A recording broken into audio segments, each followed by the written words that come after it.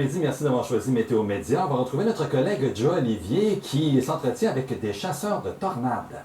Absolument, Christian, c'est des gens qu'on connaît bien sur le web puisqu'ils ont des blogs et également plusieurs vidéos. Je vous présente d'abord Mathieu Lucier, bonjour, Mathieu Bordage. Bonjour. Et là, vous nous préparez tout un spectacle puisque vous allez vous diriger lors d'un voyage dans l'allée des tornades. Vous partez demain.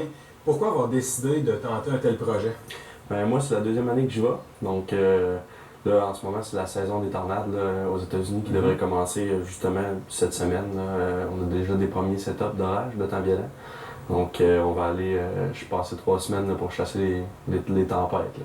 Et vous avez produit plusieurs vidéos au Québec, tempête de neige, orage violent.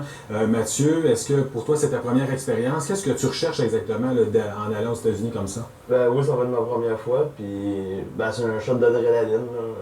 Tant qu'à chasser des petits orages au Québec, ben, tant qu'à aller essayer dans le tornado aller là, pour aller voir les tornades. Là. Alors évidemment, d'aller dans des régions aux États-Unis où c'est plus actif, ça demande une préparation.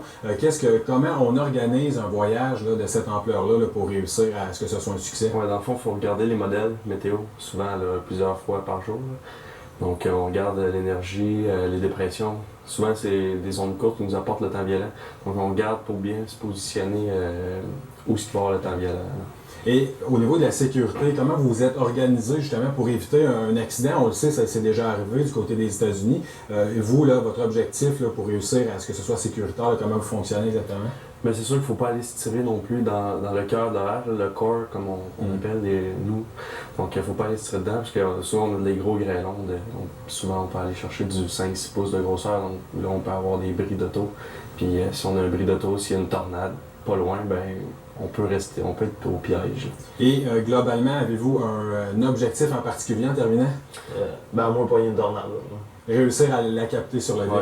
Bien écoutez, on vous le souhaite et vous nous donnerez des nouvelles là, tout au long de votre voyage. Alors voilà, c'est à toi, Christian.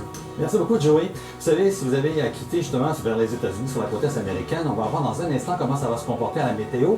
Il y a du soleil au rendez-vous, mais pas pour toutes les 4 prochaines journées.